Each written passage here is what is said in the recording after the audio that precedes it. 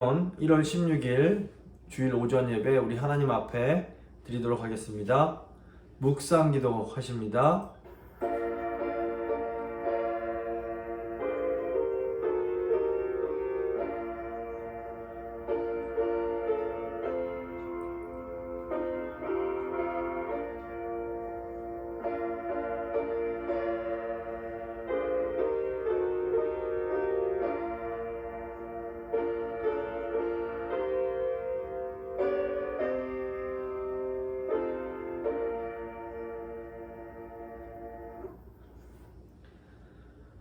거룩하시고 선하시고 전능하신 삼위일체 하나님, 오늘도 변함없이 하나님의 은혜로 구원받은 하나님의 백성들을 하나님을 예배하는 이 은혜의 자리로 불러주심에 감사드립니다.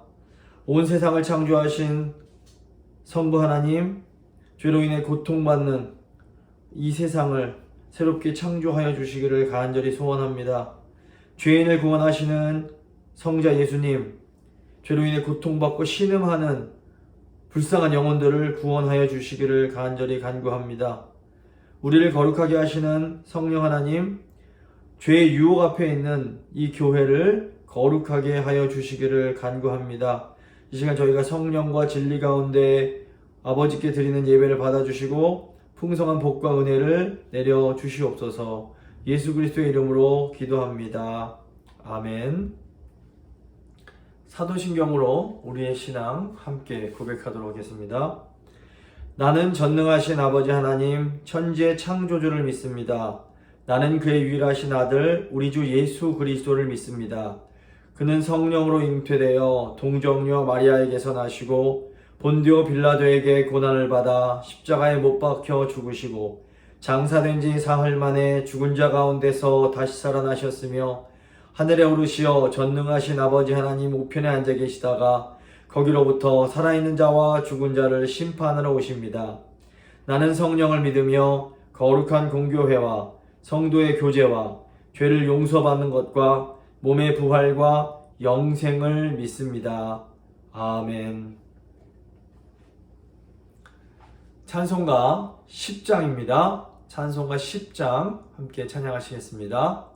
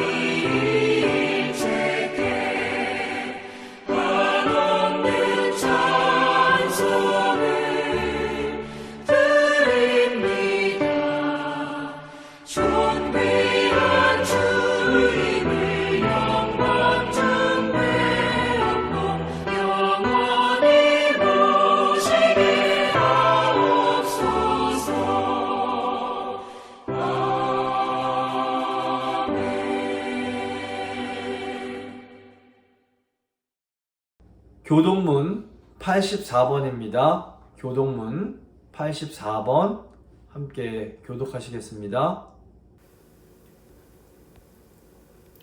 믿음은 바라는 것들의 실상이요 보이지 않는 것들의 증거니 선진들이 이로써 증거를 얻었느니라.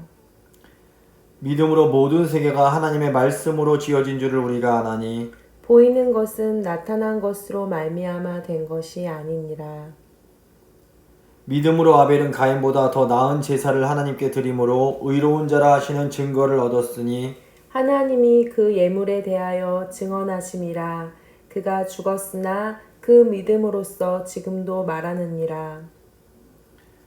믿음으로 에녹은 죽음을 보지 않고 옮겨졌으니 하나님이 그를 옮기심으로 다시 보이지 아니하셨느니라. 그는 옮겨지기 전에 하나님을 기쁘시게 하는 자라 하는 증거를 받았느니라. 믿음이 없이는 하나님을 기쁘시게 하지 못하나니 하나님께 나아가는 자는 반드시 그가 계신 것과 또한 그가 자기를 찾는 자들에게 상 주시는 이심을 믿어야 할지니라. 아멘. 찬송가 531장입니다. 찬송가 531장 함께 찬양하십니다.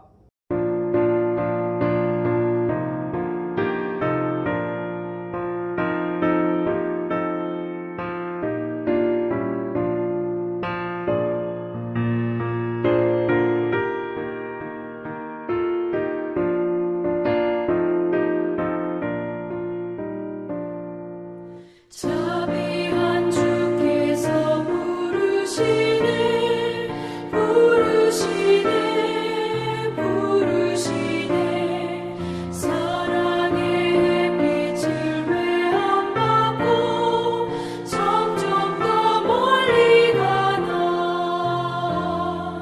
지금 오라 지금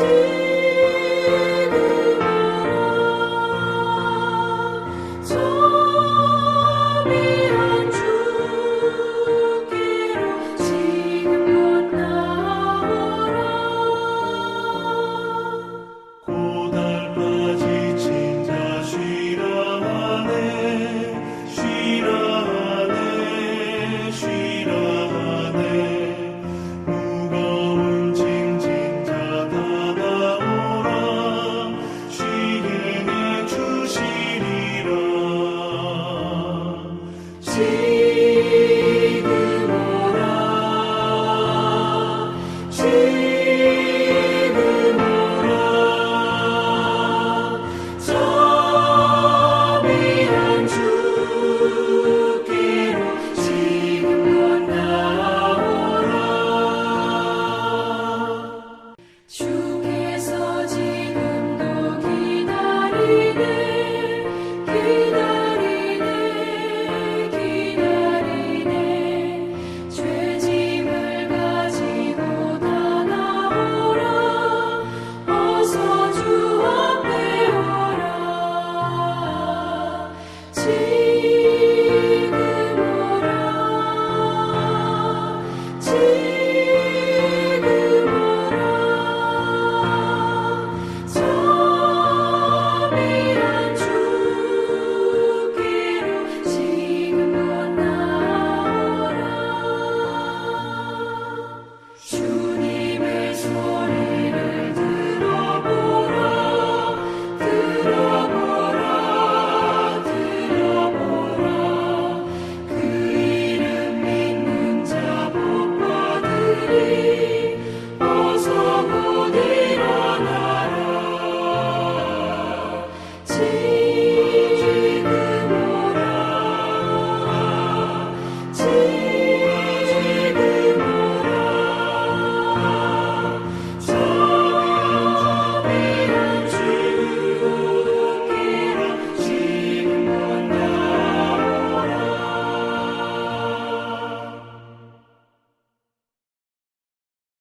이영걸 장로님께서 교인들을 대표해서 기도해 주십니다.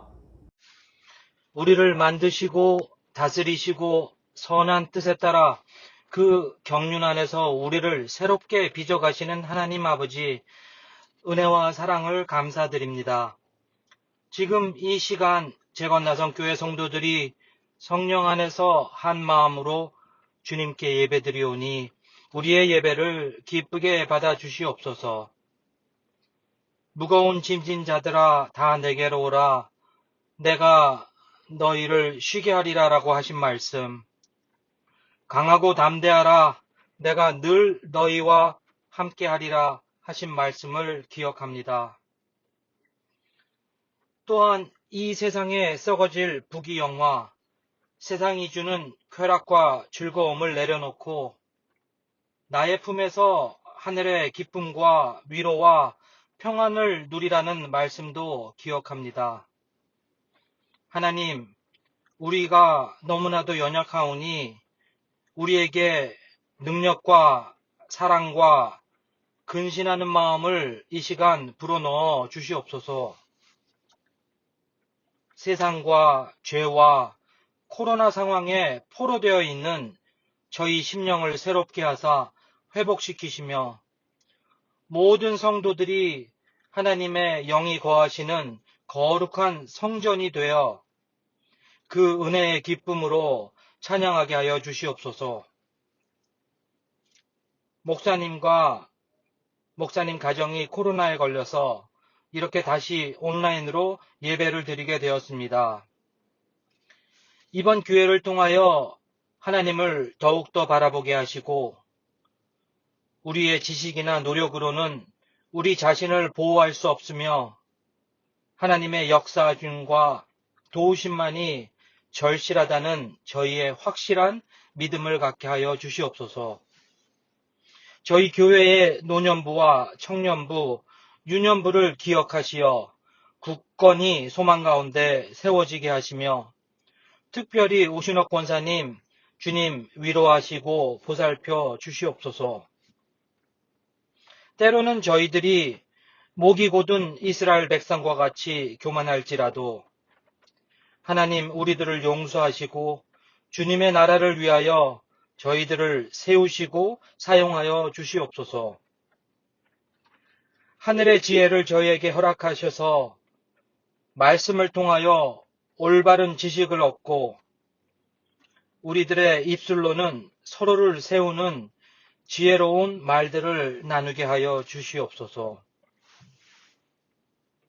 세상의 멍에를 내려놓고 주님의 멍에를 지며 주님과 동행하여서 주님 안에 숨겨져 있는 하늘의 풍성한 기업을 깨달아 누리게 하여 주시옵소서.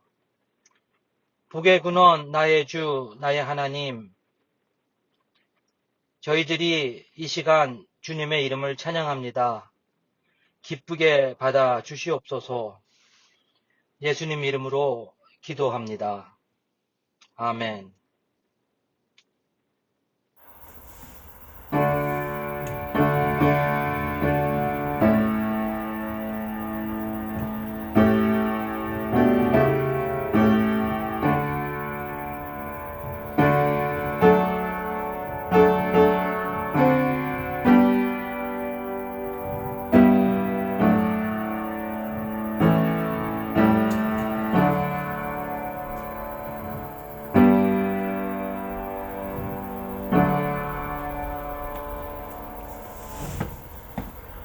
오늘 주신 하나님의 말씀은 히브리서 11장 13절로 16절까지의 말씀입니다. 히브리서 11장 13절로 16절까지의 말씀 제가 봉독해 드리도록 하겠습니다. 이 사람들은 다 믿음을 따라 죽었으며 약속을 받지 못하였으되 그것들을 멀리서 보고 환영하며 또 땅에서는 외국인과 나그네임을 증언하였으니 그들이 이같이 말하는 것은 자기들이 본향 찾는 자임을 나타냄이라. 그들이 나온 바 본향을 생각하였더라면 돌아갈 기회가 있었으려니와 그들이 이제는 더 나은 본향을 사모하니 곧 하늘에 있는 것이라. 이러므로 하나님이 그들의 하나님이라 일컬음을 받으심을 부끄러워하지 아니하시고 그들을 위하여 한 성을 예비하셨느니라. 아멘. 오늘은 족장들의 믿음과 삶이란 제목으로 하나님 말씀 함께 나누고 기도하도록 하겠습니다. 이 믿음의 장으로 불리는 히브리서 11장에는 믿음을 따라 살다가 믿음으로 죽은 믿음의 선진들이 나옵니다. 창세기 12장부터 50장까지 보시면 아브라함, 이삭, 야곱, 그리고 요셉을 비롯한 야곱의 그 아들들이 나오는 것을 볼 수 있습니다. 저희가 아브라함, 이삭, 야곱, 요셉과 같은 이런 사람들을 족장이라고 부릅니다. 오늘은 이 족장들의 믿음의 삶을 통해서 하나님 백성들의 삶과 믿음에 대해서 함께 생각해 보도록 하겠습니다. 크게 두 부분으로 이제 나눠서 살펴볼 텐데, 한 부분은 부르심의 목적이고, 또 다른 한 부분은 족장들의 삶의 이제 세 가지 특징에 대한 것입니다. 먼저 부르심의 목적을 생각해 보겠습니다. 성경에 따르면 오늘날 모든 인류는 노아의 세 아들인 셈, 함, 야벳의 이제 후손들입니다. 창세기 12장에 나오는 아브라함은 노아의 아들들 중에서 이 셈의 후손이라고 할 수 있습니다. 우리가 아브라함을 믿음의 조상, 믿음의 아버지 이렇게 부릅니다.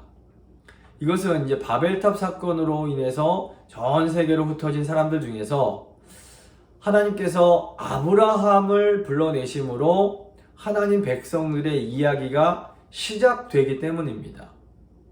이 바벨탑 사건으로 인해서 이제 모든 사람들이 뿔뿔이 전 세계로 흩어진 후에 이 아브라함의 가족은 이 메소포타미아의 우르라는 곳에 정착해서 살고 있었습니다. 이 우르는 오늘날로 하면 이라크 지역으로 이 유프라테스 강 이제 하구에 위치하고 있는 그런 아주 문명이 발달한 도시였습니다. 여호수아서 24장 2절을 보시면 아브라함의 아버지 나홀의 아버지 데라가 강 저쪽에 거주하여 다른 신들을 섬겼으나 라는 구절이 나옵니다. 이 데라는 셈의 후손으로 여호와 하나님에 대해서 알고 있었지만 그럼에도 이제 그 바벨론 지역의 우상들을 섬기고 살았던 것입니다. 아브라함 역시 이 조상들이 섬기던 여호와 하나님을 알았지만 그 아버지를 따라서 그 땅의 그 우상들을 섬기고 살았을 것입니다. 근데 어느 날 하나님께서 이게 우상을 섬기며 살던 아브라함을 부르시면서 너는 내가 지시할 저 땅으로 가라 이렇게 말씀을 하십니다. 창세기 12장 1절 말씀 보시면 여호와께서 아브라함에게 이르시되 너는 너의 고향과 친척과 아버지의 집을 떠나 내가 너에게 보여줄 땅으로 가라 이런 말씀이 나옵니다. 이 아브라함이 본래부터 유목민이었습니다. 그래서 뭐 이리저리 이동하면서 이 가축들을 끌고 다니면서 살았던 사람입니다. 하지만 아무리 유목민이라고 해도 이 본토 친척 아버지의 집을 떠나서 전혀 연고가 없는 새로운 땅으로 가는 일은 절대로 쉬운 일은 아니었습니다. 그런데 아브라함이 이 하나님의 말씀을 따라서 하나님께서 지시한 땅으로 가게 됩니다. 중요한 것은 하나님께서 아브라함을 부르시면서 아브라함에게 주셨던 약속의 내용이 무엇인가 하는 것입니다. 창세기 12장 2절과 3절 보시면 내가 너로 큰 민족을 이루고 너에게 복을 주어 너의 이름을 창대하게 하리니 너는 복이 될지라. 너를 축복하는 자에게는 내가 복을 내리고 너를 저주하는 자에게는 내가 저주하리니 땅의 모든 족속이 너로 말미암아 복을 얻을 것이라 하신지라. 그래서 이 창세기 12장 이후로 보시면 하나님이 아브라함에게 주신 약속은 크게 세 가지입니다. 첫째로 하나님은 아브라함에게 많은 자손을 주실 것을 약속하십니다. 창세기 15장 5절을 보셔도 그를 이끌고 밖으로 나가 이르시되 하늘 우러러 뭇별을 셀 수 있나 보라. 또 그에게 이르시되 너의 자손이 이와 같으리라. 둘째로 하나님은 아브라함과 그 후손에게 땅을 주시겠다는 또 약속을 하십니다. 창세기 15장 18절을 보시면 그날에 여호와께서 아브라함과 더불어 언약을 세워 이르시되 내가 이 땅을 애굽 강에서부터 큰 강 유브라데까지 너의 자손에게 주노니 이런 약속을 하십니다. 그리고 이제 세 번째로 하나님은 아브라함의 자손이 세운 그 나라를 통해서 모든 민족이 복을 받게 할 것을 약속하십니다. 창세기 18장 18절을 보시면 아브라함은 강대한 나라가 되고 천하 만민은 그로 말미암아 복을 받게 될 것이 아니냐.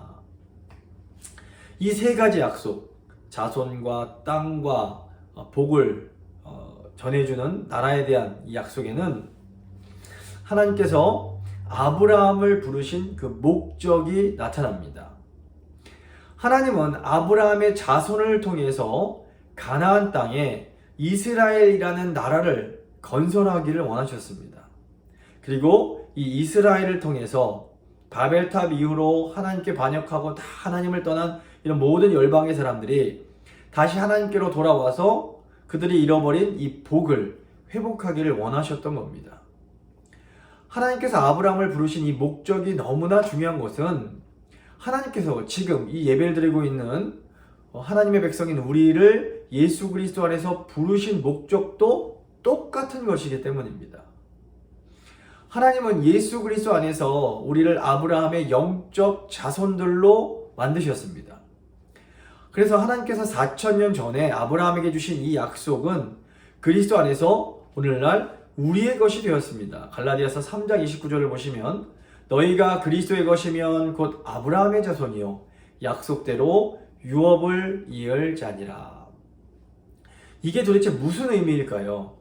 하나님은 우리를 예수 그리스도 안에서 하나님의 백성인 그리스도인들로 불러주셨습니다. 하나님은 바벨탑 사건 이후로 하나님을 떠나간 모든 사람들이 이제 교회인 우리를 통해서 다시 하나님께로 돌아와 구원의 복을 받게 하기를 원하십니다. 그래서 하나님은 먼저 우리 그리스도인들, 하나님 백성들에게 복을 주시고 이 복을 우리 가족과 이웃과 세상과 나누기를 원하시는 겁니다. 여기서 이제 하나님께서 우리에게 주시는 복이 무엇인가 이것을 이해하는 것이 참 중요합니다. 하나님이 우리에게 주신 복을 딱 한마디로 하자면 구원의 복입니다. 그런데 이 구원의 복이 단순히 우리가 죽은 후에 우리 영혼이 하나님 계신 천당에 가는 것 이것만이 아닙니다. 물론 우리가 받은 구원의 복에는 우리가 이 세상에서 이제 죽은 후에 하나님 곁으로 가는 것이 포함이 됩니다. 하지만 우리가 죽어서 아버지 곁으로 가는 것은 우리가 받은 구원의 복의 지극히 일부이고 어떻게 보면 결과에 해당하는 것이지 이 복의 전부는 아닌 겁니다. 요한복음 보시면 예수님께서 내가 온 것은 양으로 생명을 얻게 하고 더 풍성히 얻게 하기 위함이다 라고 말씀하십니다. 그리스도 안에서 하나님의 부르심을 받아 하나님의 백성이 된 사람들은 바로 이 땅에서부터 하나님이 주시는 풍성한 생명의 은혜를 누리면서 살아갈 수가 있는 겁니다. 다시 말해서 우리가 이제 예수님을 우리 마음 가운데 믿게 되면 영적으로 메말라 아주 고통스럽기만 하던 우리 삶에 하나님께서 주시는 기쁨과 평안이 생겨나게 됩니다. 물론 우리가 예수님 믿는다고 우리 안에 있는 여러 가지 고통과 어려움이 단번에 사라지느냐? 그건 아닙니다. 하지만 우리가 예수님을 믿으면 예수님께서 주시는 사랑과 위로 때문에 이 고난을 이겨낼 수 있는 힘을 얻게 되는 겁니다. 그래서 우리는 고난 중에도 아픔이 있는 중에도 힘차게 매일의 삶을 살아갈 수가 있게 되는 것입니다. 우리가 하나님으로부터 부름을 받을 때 받은 약속이 바로 이것입니다. 하나님은 우리가 하나님께서 주시는 생명을 누리고 이 생명을 전하는 사람이 되게 해주겠다라고 약속해 주십니다. 우리는 예수 그리스도 안에서 하나님이 주시는 이 은혜와 기쁨과 평안을 먼저 누리고 나아가 이 기쁨과 평안과 이 은혜를 사람들에게 전하는 그런 존재로 살게 될 것이다 라는 약속을 받은 것입니다. 그래서 하나님이 우리를 불러주신 것은 우리가 먼저 그리스도 안에서 이 기쁨과 평안을 누리고 나아가 우리 가족, 우리 친구, 우리 동료, 우리 이웃들에게 이 기쁨과 평안을 전하게 하기 위함입니다. 근데 여기서 이제 중요한 것이 아브라함은 하나님께서 약속 주시면서 불러주실 때에 이 부르심에 응답해서 하나님을 따라갔다라는 겁니다. 창세기 12장 4절을 보시면 이 아브라함이 여호와의 말씀을 따라갔고 롯도 그와 함께 갔으며 아브라함이 하란을 떠날 때에 75세였더라 이렇게 나옵니다. 당시 아브라함이 이제 처음 살았던 우르란 도시는 가장 문명이 발달한 그런 곳이었습니다. 하지만 하나님께서 가라고 명령하신 가나안 땅은 당시 문명이 그렇게 발달하지 못한 곳이었습니다. 더욱이 당시에는 지금처럼 이렇게 치안이나 이런 안보가 발달하지 않았기 때문에 본토 친척 아버지의 집을 떠나는 것은 어떻게 보면 모든 안전을 포기하고 오직 하나님만 의지하며 가야 하는 길이었던 겁니다. 그럼에도 아브라함이 하나님의 말씀을 따라갈 수 있었던 것은 아브라함이 하나님의 약속을 믿었기 때문입니다. 만약에 아브라함이 하나님의 약속을 믿지 못했다면 아브라함은 절대로 이런 어려운 순종을 할 수 없었을 것입니다. 우리가 하나님의 부르심에 응답하여 하나님의 말씀을 따라가는 삶을 살기 위해서는 그러므로 먼저 예수님 안에서 하나님께서 우리에게 주신 이 약속을 굳게 믿어야만 합니다. 그래서 히브리서 11장 6절을 보시면 믿음이 없이는 하나님을 기쁘시게 하지 못하나니 하나님께 나아가는 자는 반드시 그가 계신 것과 또한 그가 자기를 찾는 자들에게 상 주시는 이심을 믿어야 할지니라 이렇게 말씀합니다. 하나님은 예수 그리스도 안에서 우리에게 생명의 복을 주시고 또 이 복을 가족과 교인과 이웃에게 나누면서 살게 하겠다라는 약속을 주십니다. 하나님이 그리스도 안에서 우리를 부르실 때 우리에게 주신 이 약속을 정말 믿으십니까?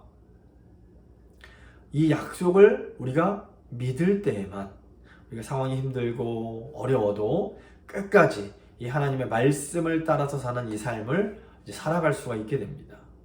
올 한 해 이 말씀을 굳게 붙잡을 수 있기를 바랍니다. 이제 두 번째, 부르심의 삶에 대해서 좀 생각을 해보겠습니다. 이 아브라함과 이제 아브라함의 이제 자손들인 족장들은 믿음의 삶을 살았습니다. 아브라함과 이삭, 야곱 그리고 야곱의 12아들은 모두 약속의 땅 가나안 땅에 머물렀습니다. 그러니까 하나님 말씀에 믿음으로 반응하며 살았던 이 족장들의 삶에는 아주 중요한 특징이 있습니다. 오늘은 특별히 우리에게도 똑같이 적용될 수 있는 이 족장들의 삶의 세 가지 특징을 집중적으로 좀 생각해 보도록 하겠습니다. 첫째로 이 족장들은 하나님으로부터 새로운 이름을 받았습니다. 이 성경의 시대에는 이 이름이 굉장히 중요했습니다. 성경에 나오는 이름은 사람의 성격이나 운명을 반영할 때가 많습니다. 다시 말해서 이 이름이 변한다, 새로운 이름을 얻는다라는 것은 그 사람의 정체성, 그 사람의 운명, 그 사람의 본질이 바뀌는 것이라고 할 수 있습니다. 본래 아브라함의 이름은 아브라함이었는데 고귀한 아버지란 뜻이었습니다. 근데 하나님께서 이 아브라함을 아브라함, 즉 많은 사람들의 아버지란 그 뜻을 가진 아브라함으로 바꿔주셨습니다. 이 아브라함의 이 변화된 이름은 오늘날 아브라함이 수많은 하나님 백성들의 영적 조상이 될 것을 어떻게 보면 예언하는 그런 것이었다고 볼 수 있습니다. 또 아브라함의 아들에게는 하나님께서 이삭이라는 이름을 주십니다. 이삭은 웃음이란 뜻이 있습니다. 사라가 하나님으로부터 너가 아들을 낳게 될 것이다 라는 이 약속을 받을 때 이 사라가 하나님 말씀을 믿지 못하고 속으로 하나님 말씀을 불신하며 웃습니다. 당시 사라의 나이가 90세로 인간적으로는 사실 정말로 아이 나이가 불가능한 그런 나이였습니다. 하지만 하나님께서 이 전능하신 능력으로 이 불가능한 일을 가능하게 바꾸어 버리십니다. 따라서 이 웃음이란 이삭의 이름은 인간의 불신을 결국 기쁨과 만족의 웃음으로 바꾸어 주시는 하나님의 신실하심을 상징하는 이름이라고 볼 수 있습니다. 또 아브라함의 손자인 야곱은 야곱에서 이스라엘로 이름이 변하게 됩니다. 야곱이 고향에서 이제 그 외삼촌 라반의 집으로 갔다가 고향으로 돌아오는 중에 야복강가에서 하나님께서 보내신 천사와 씨름을 하게 됩니다. 이때 이 천사가 이제 환도뼈를 부러뜨린 후에 그의 이름을 이스라엘로 변화시켜 줍니다. 이 이스라엘이라는 이름은 문자적으로 하나님과 씨름한다라는 이런 의미가 있습니다. 그리고 씨름하면서 꺾여져 나간 환도뼈는 이 야곱이란 인간의 고집, 자아, 교만을 상징한다고 볼 수 있습니다. 이 야곱은 일평생을 다른 사람을 이기려고 기를 쓰며 살아왔던 사람이었습니다. 하지만 야곱이라도 하나님을 이기지는 못했습니다. 하나님께서 야곱과 씨름을 이렇게 해주시면서 결국 이제 그의 고집, 그의 자아, 그의 그런 교만을 꺾어주시고 그의 인생을 변화시켜 주신 겁니다. 그래서 이 이스라엘이라는 이름은 그 연약하고 부족한 하나님의 백성과 씨름해 주시면서 결국에는 우리를 변화시켜 주시는 하나님 아버지의 그 인내의 사랑을 우리에게 보여준다라고 볼 수 있습니다. 결국 이렇게 이름이 변화된다라는 것은 우리의 정체성, 우리의 본질, 우리의 운명이 하나님의 것으로, 하나님께서 원하시는 그런 것으로 변화되는 것을 의미합니다. 사실 세상은 돈이나 명예, 권력 같은 것으로 사람을 평가하고 판단합니다. 세상에서 돈이 많으면 대단한 사람이고, 돈이 없으면 뭐 별 볼 일 없는 그런 사람 취급을 받곤 합니다. 또 어떤 힘이나 어떤 인기가 있으면 훌륭한 사람이다, 존중을 받지만 그런 것들이 없으면 별거 아니네 하면서 무시를 당하기 쉽습니다. 그러니까 뭐 어른들의 사회나 이 아이들의 사회나 이게 뭐 마찬가지입니다. 하지만 하나님께서 우리를 부르실 때에 우리 한 명 한 명의 이름을 불러주시며 우리의 모습을 이 모습 이대로 받아주십니다. 그리고 하나님은 우리를 이 세상의 잘못된 질서에서 우리를 불러내셔서 우리를 완전히 새로운 피조물로 새롭게 살게 해주십니다. 새로운 정체성, 새로운 본질, 새로운 운명을 가지고 살게 하시는 겁니다. 이 야곱의 아내 라헬을 보시면 어떻게 보면 이 세상적, 당대 그 세상적 가치관에 사로잡혀서 자신이 만든 이 감옥에 가두는 그런 것을 보게 됩니다. 라헬 당시에는 아들이 너무너무 중요했습니다. 그래서 라헬이 어떻게 생각을 합니까? 나는 아들이 없기 때문에 절대로 행복할 수가 없어. 이렇게 하면서 스스로 자신을 불행하게 만듭니다. 근데 사실 따지고 보면 라헬은 남편 야곱의 사랑을 독차지했고 또 하나님께서 라헬을 불쌍히 여기셔서 요셉이라는 아들도 주셨습니다. 그런데 하나님께서 주신 은혜에도 불구하고 감사할 것들이 많이 있음에도 불구하고 자신이 없는 것에 주목하면서 나는 이것 때문에 행복하지 못해 하면서 스스로를 감옥에 가뒀던 겁니다. 라헬이 끝까지 자기의 어떤 그런 잘못된 생각을, 잘못된 욕심을 버리지 못하고 결국 죽으면서 그 원하는 아들을 낳는데 그 아들의 이름을 슬픔의 아들이란 뜻의 베노니라고 부르게 됩니다. 그 잘못된 것을 고집하던 그 인생의 결말이 슬픔의 아들을 낳는 것이었던 겁니다.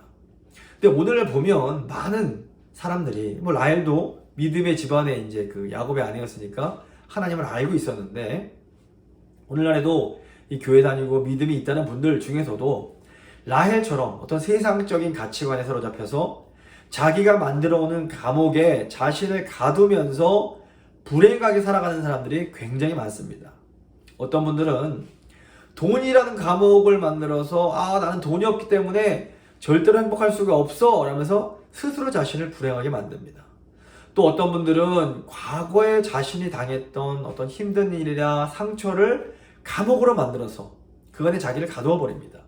나는 내가 과거에 겪은 이 아픔 때문에 어떤 일이 있어도 절대로 행복해질 수가 없어 라고 하면서 자신이 이제 누릴 수 있는 행복을 거절하는 거면서 이제 살아가는 겁니다. 또 보면 어떤 젊은이들은 자신의 얼굴이나 몸매, 키와 같은 이 외모를 자신만의 감옥으로 만들어서 그 안에 자기를 가두고 나는 못생겼기 때문에, 나는 키가 작기 때문에, 나는 애인이 없기 때문에 나는 절대로 행복해질 수가 없어 라면서 자신을 스스로 불행하게 만들기도 합니다. 감사한 것은 하나님의 백성, 하나님의 사람은 결국 하나님께서 그 이름을 변화시키심으로 우리가 만들어 놓은 그 감옥에서 자유케 된다라는 겁니다. 야곱이 끝까지 교만하게 자기 어떤 틀로서 하나님을 이기려고 했지만 하나님은 결국 그 자아를 꺾어버리심으로 그를 변화시켜 주십니다. 사라가 믿음이 없어서 하나님을 속으로 비웃었지만 하나님은 결국 그 불신을 기쁨으로 바꾸어 버리십니다. 하나님은 또한 야곱을 통해서 라헬이 낳은 슬픔의 아들 베노니라는 이름을 오른손의 아들 베냐민이란 이름으로 바꾸어 주십니다. 저도 생각해보면 10대 시절에는 이 불우한 가정 형편이 저에게 열등감이라는 감옥이 되었던 것 같습니다. 그 당시 제 친구 중에 이제 부잣집 아이들이 꽤 많이 있었는데 그 친구들의 이제 그 삶과 저의 삶을 비교하면서 저희 가난이라는 그런 어떤 그런 상황 때문에 무엇을 해도 즐겁지 않고 행복하지 못한 그런 이제 10대 시절을 보낸 그런 경험이 있습니다. 근데 이제 주님께서 저를 불러주실 때에 비로소 제가 이런 열등감의 감옥에서 벗어나서 정말 완전히 새로운 삶을 살 수가 있게 되었습니다. 우리가 예수 그리스도를 영접할 때에 우리는 그리스도를 따르는 자라는 새로운 이름을 갖게 됩니다. 이제 더 이상 세상은 내가 누구인지를 결정하지 못하게 되는 겁니다. 오직 예수 그리스도 안에서 나를 불러주신 하나님께서 내가 누구인지, 나의 운명이 무엇인지, 나의 본질이 무엇인지를 결정해 주십니다. 우리의 운명은 하나님께서 주시는 풍성한 생명을 받고 또 이 생명의 복을 나누는 복의 통로, 이런 축복의 삶을 사는 것입니다. 믿음으로 복을 받고 복을 풍성히 나누는 이 복된 통로의 삶을 좀 믿음으로 꼭 받아들이실 수 있기를 간절히 소망합니다. 두 번째, 족장들의 특징은 무엇인가 하면 족장들은 죄악된 도시에서 하나님의 백성들을 위해서 기도하고 또 사람들을 구원하는 그런 일을 합니다. 이 아브라함과 조카 롯은 이제 하나님께서 주신 복을 받아서 가축수가 막 늘어나니까 목초지 문제로 싸우다가 서로 헤어지게 됩니다. 이때 아브라함의 조카 롯이 저 남쪽 사해 남쪽에 있는 소돔이라는 도시에 정착하기로 마음을 먹습니다.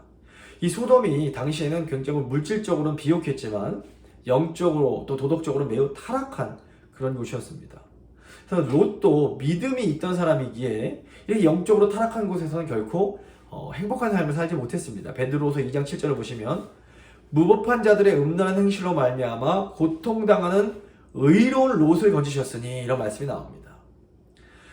그래서 롯이 저 물질적으로 부유하니까 저희가 잘 행복하겠거니 하고 갔지만 이 하나님을 믿는 사람이었기 때문에 행복한 삶을 살지 못했던 겁니다.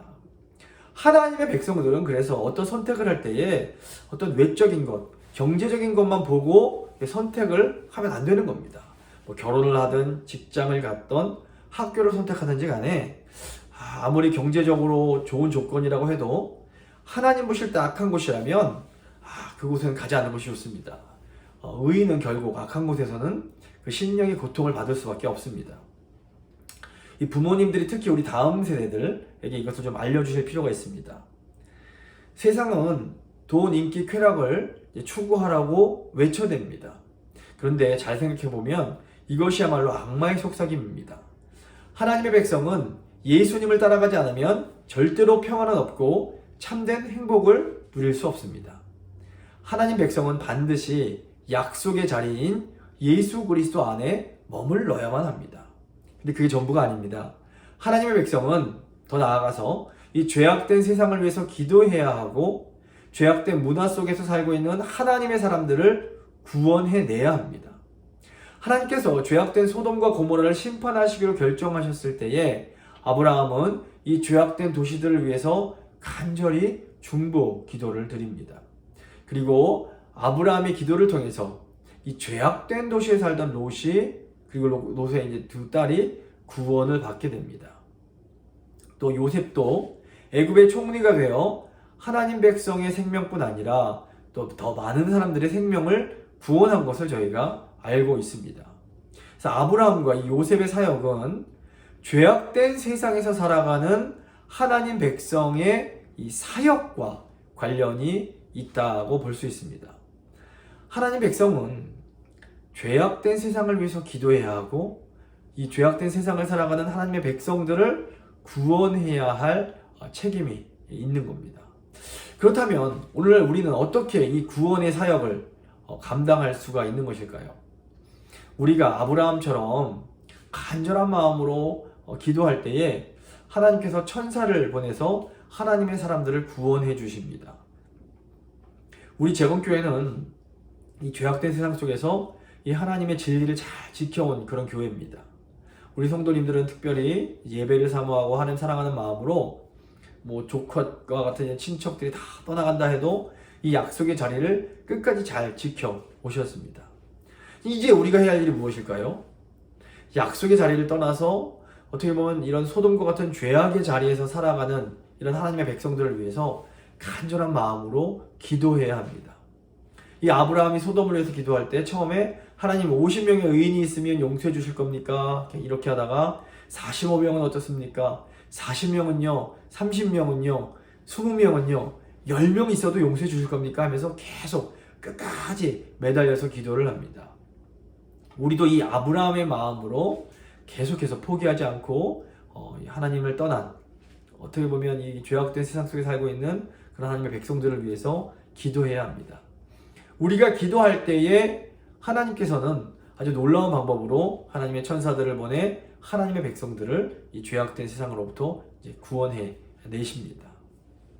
세 번째 믿음을 가진 족장들의 특징은 하나님의 약속을 믿으며 인내하며 기다리는 겁니다. 이 75세의 약속의 땅에 들어온 아브라함이 이제 100세가 되어서야 이삭을 낳았습니다. 어떤 의미에서 아브라함이 25년 동안이나 하나님의 약속을 붙잡고 버티면서 얻은 열매는 그 이삭 하나가 전부였다고 볼 수 있습니다. 근데 이 아브라함이 이삭을 낳은 것은 그가 인내로 하나님의 때를 기다린 결과였습니다. 물론 뭐 그 안에 실수도 하고 여러 가지 부족함이 있었지만 이 하나님의 약속에 대한 믿음은 놓지 않았던 겁니다. 아브라함은 하나님의 약속이 이루어질 때까지 25년을 아주 참을성 있게 기다려야만 했습니다. 그런데 어떻게 보면 인간적 차원에서 보자면 25년이나 기다린 열매치고는 이 아들 하나는 너무 작고 보잘것없어 보이기도 합니다. 하지만 이 하나님의 차원, 믿음의 차원에 보면 이삭이란 이 아들 한 명으로 충분했습니다. 그래서 우리 성도님들께서 이 오랜 시간 믿음으로 버텨온 내 열매가 너무 작다라고 생각하시면 안 됩니다. 하나님이 우리에게 요구하시는 것은 그렇게 대단한 게 아닐지 모릅니다. 믿음으로 이삭 한 명만 낳으면 우리 몫은 다 한 것이라고 볼 수 있습니다. 근데 이제 하나님의 약속이 이루어지는 데는 시간이 걸립니다. 그렇기 때문에 인내심을 가지고 기다리는 것이 하나님 백성의 아주 믿음의 삶에 굉장히 중요한 특징이 됩니다. 이게 아브라함뿐 아니라 이삭도 마찬가지입니다. 이제 아브라함이 죽은 후에 이삭이 이제 그 하나님 그 백성의 이제 가장이 됩니다. 이삭이 약속의 땅에서 어떻게 살았습니까? 이삭의 아내인 리브가도 처음에는 아이를 낳지 못합니다. 리브가가 이제 쌍둥이 에서와 야곱을 낳을 때까지 자그마치 20년이나 기다려야만 했습니다. 이 약속의 땅에서 이제 또 기근이 일어나자 이삭도 아버지처럼 저 애굽으로 기근을 피해 내려갈까 생각을 했습니다. 이때 하나님께서 이삭에게 나타나셔서는 내가 너의 아버지 아브라함에게 준 약속이 바로 너에게도 준 약속이다 라는 것을 알려주십니다. 결국 이삭도 하나님 말씀 따라 이 약속의 땅에 머무르면서 농작물을 심고 우물을 파고 결국 부엘세바라는 땅에 정착을 하게 됩니다. 이처럼 믿음의 사람인 이삭도 아브라함처럼 하나님의 약속을 믿으며 인내하며 기다리는 삶을 살면서 쌍둥이를 낳은 겁니다. 그걸로 이삭은 자기 몫을 다 한 겁니다. 이삭의 아들 야곱은 좀 어떻습니까? 야곱은 이제 그 할아버지나 아버지와는 조금 성격이 다릅니다. 야곱은 인내하며 기다리기보다는 스스로 노력해서 자기가 원하는 것을 얻어내는 그런 사람이었습니다. 야곱이 형 에서를 속이고 장남의 권리를 뺏고 또 거의 눈이 먼 아버지 이삭을 속여서 그 자기 형의 그 장제의 복을 가로챕니다. 하지만 하나님은 결국 이 야곱 역시 인내의 사람, 기다림의 사람으로 만들어 가십니다. 야곱이 형의 복수를 피해서 저 북쪽 하란에 있는 그 어머니의 그 오빠인 그 외삼촌 라반의 집으로 도망을 칩니다.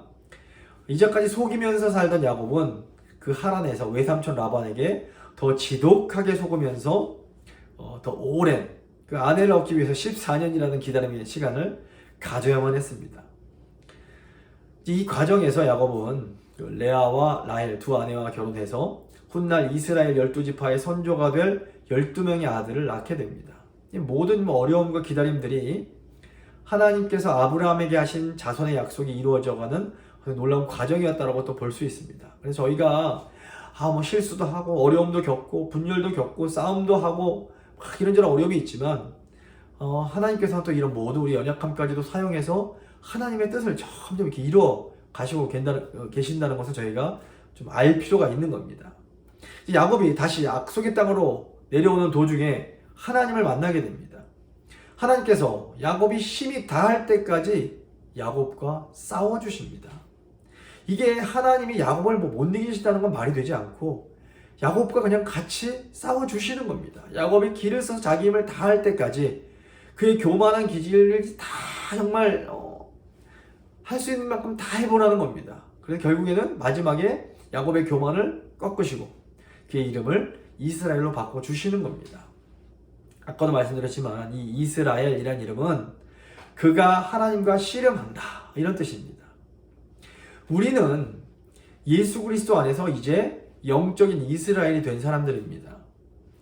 우리가 주 안에서 인내하며 기다리는 시간은 사실 하나님께서 우리와 씨름해 주시는 시간인 겁니다. 하나님은 우리를 당장 쳐서 이렇게 막 확 바꿔주실 수도 있습니다.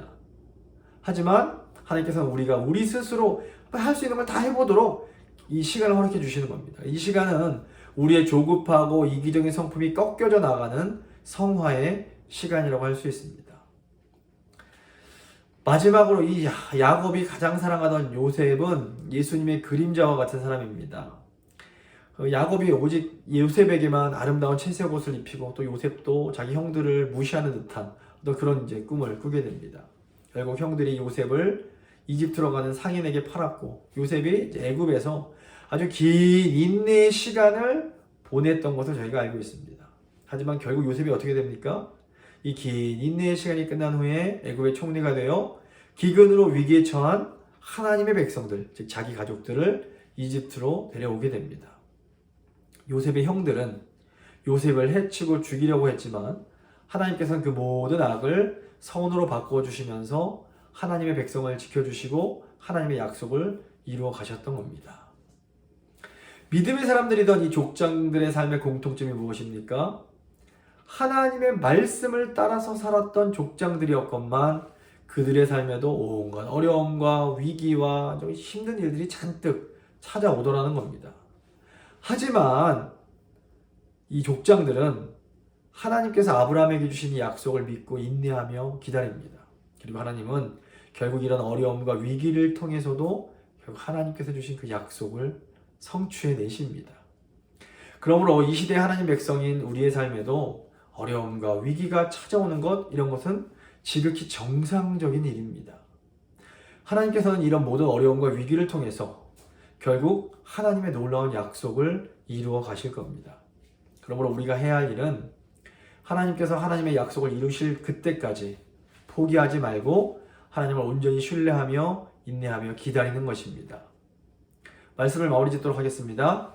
하나님께서 우리를 하나님의 백성으로 부르신 목적은 우리를 하나님의 생명의 복을 받게 하고 그 복을 나눠주는 복의 통로로 만드시기 위함입니다. 하나님께서 우리의 이름을 한 명 한 명, 한 사람 한 사람 부르시면서 우리가 모든 죄와 어둠에서 벗어나서 완전히 새로운 인생을 살 수 있게 하십니다.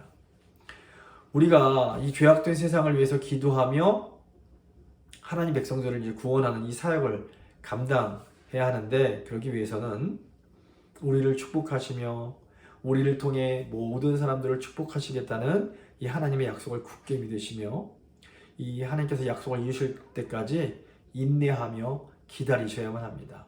믿음으로 이 믿음의 싸움을 잘 싸우시고 이 인내의 삶을 잘 살아가는 그런 저희 성도님들 되실 수 있기를 주님의 이름으로 간절히 소망합니다. 저희 잠시 믿음의 기도 드리시겠습니다.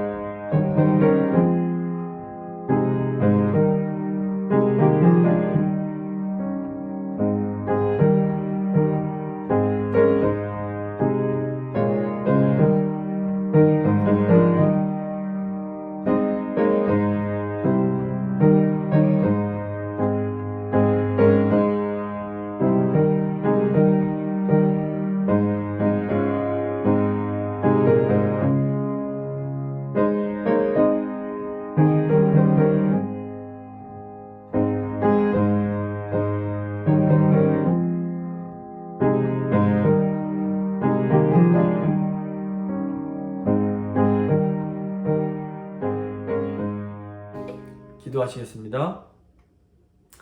하나님, 우리를 그리스도 안에서 하나님의 백성으로 불러주신 그 은혜에 감사를 드립니다. 하나님, 저희가 하나님의 복을 받아 누리며 이 복을 사랑하는 가족들과 교인들 그리고 이웃들과 풍성하게 나누며 살게 하여 주시옵소서. 우리의 이름을 부르시며 우리의 이름을 바꾸어 주신 주님, 죄악된 세상에서 살아가는 하나님의 백성들을 구원하기 위하여 기도하게 하시고 끝까지 인내하며 하나님의 약속을 이루어가게 하여 주시옵소서. 하나님의 은혜에 감사하며 예물 드리는 손길마다 하나님 복 주시고 새해에는 더 풍성하고 의미 있는 삶을 살아갈 수 있도록 주여 도와주시옵소서. 코로나가 극성을 부리고 있습니다. 제 성도님들 한 분 한 분 눈동자처럼 지켜주시고 결국에는 이 모든 것이 다 지나가고 저희가 마음껏 하나님을 예배하며 하나님을 찬양하며 모이는 그런 일들이 속히 일어날 수 있도록 주여 저에게 은혜 베풀어 주시길 원합니다. 감사드리며 귀하신 우리 주 예수 그리스도의 이름으로 기도합니다. 아멘. 교회 소식 전해드리도록 하겠습니다. 다 아시겠지만 저희 가족에 드디어 이제 코로나가 와서 지금 이제 그 자가격리를 하고 있는 중입니다. 감사하게도 뭐 증세가 그렇게 심하진 않은데 뭐 약간 열이 있고 목도 조금 아프고 그런 정도입니다. 그래서 빨리 이제 이 기간이 잘 무사히 지나가서 다시 잘 모여서 예배 드릴 수 있도록 계속해서 기도해 주시길 부탁드립니다. 제가 들어보니까 오건사님 계신 그 널시곰에서도 코로나가 발생을 했고 또 오건사님도 이제 확진이 되셨는데 다행히 뭐 미열만 있고 큰 증세는 없는 정도라고 합니다. 오건사님 위해서도 계속 기도해 주시고 지금 뭐 학교며 뭐 병원이며 곳곳에서 이 코로나가 이렇게 오미크론 때문에 많이 이렇게 어려움들이 있는 것으로 전해지고 있는데 이게 오히려 전화위복의 계기가 돼서 이 시기가 빨리 지나가고 다시 저희가 정상적으로 예배드리고 함께 모일 수 있도록 끝까지 또 건강 조심하시면서 기도해 주시기를 부탁을 드립니다. 그리고 혹시나 하는 마음에 이제 다음 주까지는 이렇게 인터넷으로 예배를 드리고 그 다음 주에는 이제 정상적으로 모일 수 있도록 그래서 1월 30일 주일은 공동의회가 있는 주일인 거 기억하시고 위해서 계속 기도해 주시기 부탁을 드립니다. 그리고 오늘 저희가 이제 예물 드리지 못했는데 함께 이제 모일 때에 모았다가 이제 그 헌금 해 주시면 되겠습니다. 네, 이제 이번 주 말씀 함께 저희가 읽도록 하겠습니다. 이번 주 말씀 갈라디아서 3장 29절 말씀입니다. 갈라디아서 3장 29절 말씀 함께 읽도록 하겠습니다. 너희가 그리스도의 것이면 곧 아브라함의 자손이요 약속대로 유업을 이을 자니라. 아멘.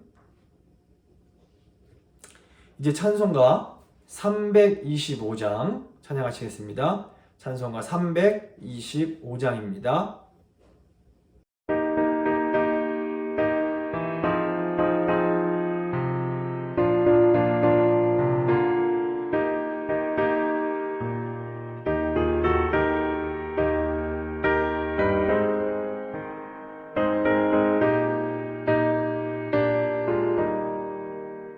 예수가 함께 계시니 시험이 오나